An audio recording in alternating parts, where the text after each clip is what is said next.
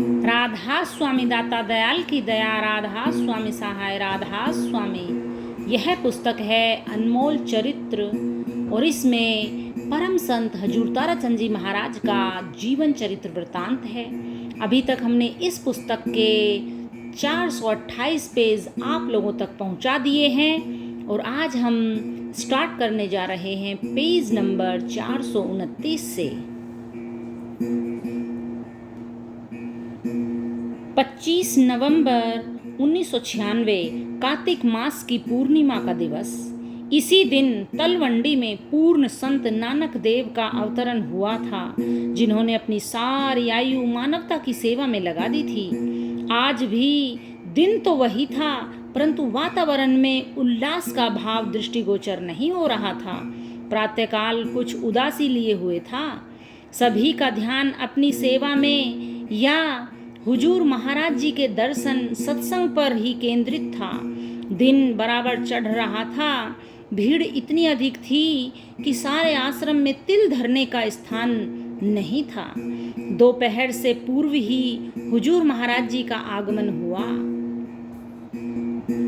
2 बजे परम संत ने उस दिवस का आखिरी सत्संग फरमाने के लिए स्टेज पर आकर अपूर्व शांति से स्थान ग्रहण किया तथा राधा स्वामी अभिवादन उपरांत समरस दृष्टि से चारों ओर निहार कर प्रत्येक उपस्थित सत्संगी पर शक्तिपात करते हुए अपना ध्यान आत्म केंद्रित किया। उच्च स्वर में शब्दवाणी हो रही थी। शब्द के पूर्ण होने पर सत्संग प्रारंभ हुआ। हुजूर महाराज जी ने जिस वाणी पर सत्संग दिया वह थी, तन धरे सुखिया कोई न देखा, जो देखा सो दुखिया हो, तन धरे सुखिया कोई न देखा। इस सत्संग में हुजूर ने फरमाया कि स्वतः संत दयाल की बातें सुनाने आते हैं, जब चले जाते हैं तो सब रोते हैं कि हमने पिछाने नहीं। वे चेताने के लिए भी आते हैं, जैसे मेरे सद्गुरु मेरे लिए आए थे, घबराओ मत, संत कभी मरते नहीं हैं। वे तो गिरगिट की भांति रंग बदल लेते हैं। जिनका विश्वास है उनका सब काम ठीक हो जाता है। सत्संग को पूर्ण विराम देने के उपरांत हुजूर महाराज जी ने स्वयं अपने मुख अरविंद से अपने कुछ पुराने सत्संगियों को विचार विमर्श के लिए कोठी पर आमंत्रित किया।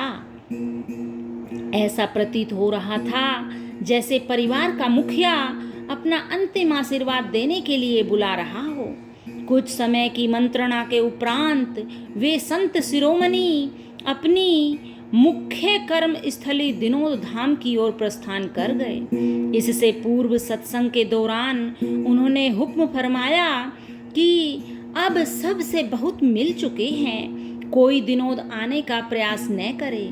जिसकी आवश्यकता होगी उसे संदेश भेजकर बुला लिया जाएगा। यह सुनकर सभी सत्संगी हतप्रभ रह गए। सत्संगियों की मनोदशा उस आहत पक्षी की भांति थी जिसे चोट के साथ भारी सदमा था। सदैव बार बार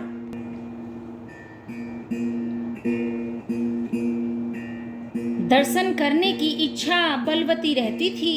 मन महसूस कर सभी ने अपने अपने घरों की ओर आशंकित हृदय से प्रस्थान किया। सेवादारों ने जैसे तैसे अपना सेवा कार्य संपूर्ण किया और प्रसाद ग्रहण करके अपनी सांसारिक मंजिले मकसूद की ओर भारी मन से प्रस्थान कर गए। राधा स्वामी। सतत साधना। अगस्त, सितंबर और अक्टूबर 1996 के 3 महीनों में कोई भी ऐसा दिन नहीं छोड़ा जिस दिन उन्होंने कोई सत्संग नहीं दिया हो। इसी क्रम के अंत में उन्होंने सिंचावली आश्रम की आधारशिला रखी, सत्संग फरमाया और नामदान भी दिया। वापसी पर हुजूर आगरा और कोसी होते हुए दिनोद धाम पहुँचे। वहाँ से आते ही हुजूर का अटूट साधना का दौर शुरू हो गया तथा उन्होंने सांसारिक कार्यों तथा संगत से मिलने में रुचि लेनी बंद कर दी और वे अपने नवनिर्मित हाल में ही सीमित होकर रह गए। हुजूर ने अपने अंतिम सत्संग में उनके जीवन में पहली बार संगत को ये निर्देश भी दिया कि अब मेरे पास अगले 5 से 10 दिन कोई न आए। हुजूर ने जोर देकर कहा कि कोई बात मानने की भी होती है। वार्षिक सत्संग के बाद हुजूर अपनी साधना को गहन से गहनतर करते चले गए। दिनोद पहुंचकर उन्होंने अब अपने हर संसारी काम में रुचि लेनी पूर्णतया ही बंद कर दी, और यदि कोई सत्संगी दर्शनों के लिए उनके पास पहुंच भी गया तो उन्होंने उससे भी कोई बात नहीं की। पूरा दिसंबर मास गहन साधना में बिताया। दिसंबर मास के अंत में 29 तारीख को ऊपर हॉल की खुली छत पर सभी आश्रम वासियों को बुलाकर दर्शन दिए और सभी को 100 रुपए देकर फरमाया, इस पैसे को संभाल कर रखें और हर सत्संगी अपने अपने नोट पर आज की तारीख लिख लें। इसके पश्चात हुजूर महाराज जी की साधना का गहनतम दौर शुरू हो गया। हुजूर की इस मौज को समझने की किसी में कोई सामर्थ्य नहीं थी।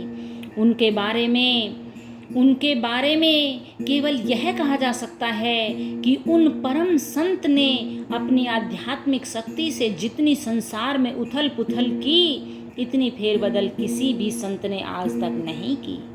राधा स्वामी। अंतिम यात्रा।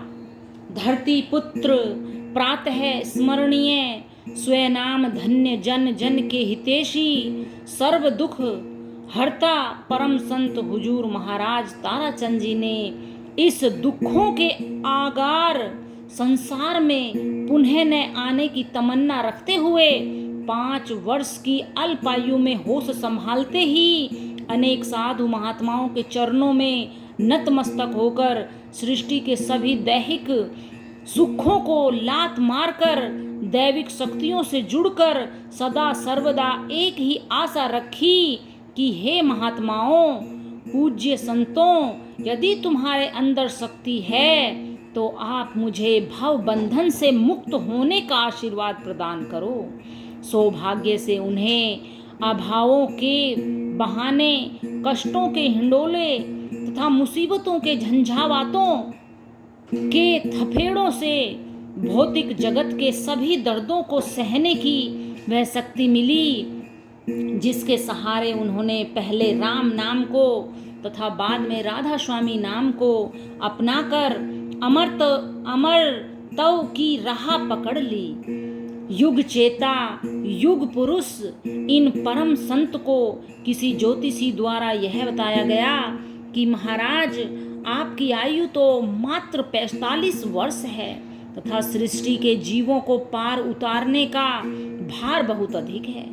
यह कार्य कैसे पूरा करोगे?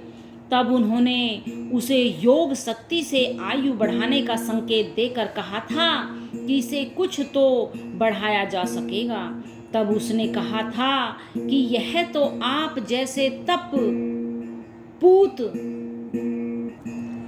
की इच्छा पर निर्भर है। और इस तरह से उन्होंने अपने जीवन की रेखा को बढ़ाकर 72 वर्ष तक खींच दिया।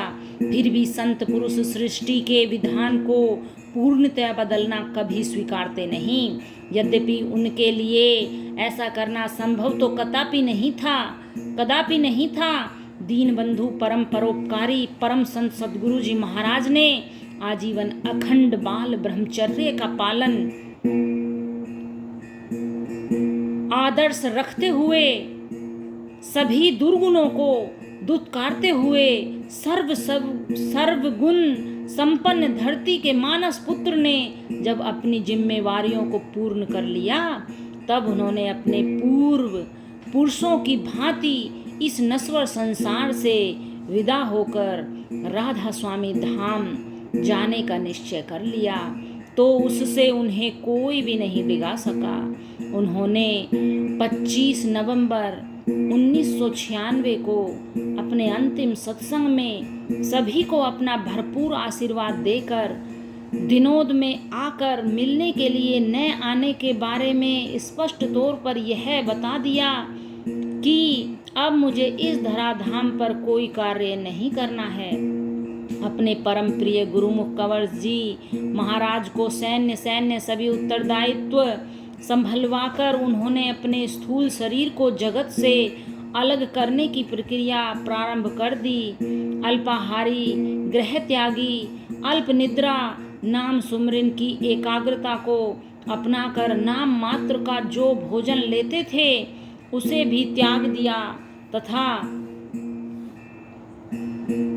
29 दिसंबर को 100 रुपए के नोट सभी आश्रमवासियों को देकर उस पर दिनांक लिखने का हुक्म देकर 2 जनवरी 1997 को काया रूपी मशीन की सभी क्रियाओं को शिथिल करके सत्संगियों को यह जता दिया कि अब राधा स्वामी धाम पहुँचने में अधिक समय नहीं है।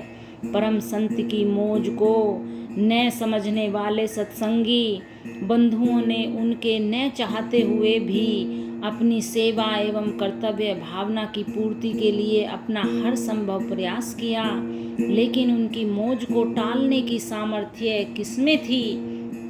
उन्होंने तो संत परंपरा के अनुसार चोला छोड़ने का इच्छित वरण किया था। राधा स्वामी। आज इतना ही।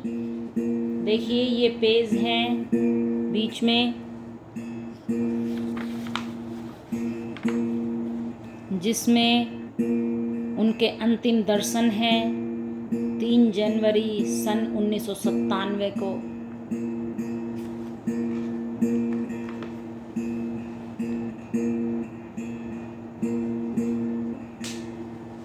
ये अंतिम दर्शन है महाराज जी के, इस शरीर के महाराज जी के। उनका आशीर्वाद हमारे पर सदा बना रहेगा।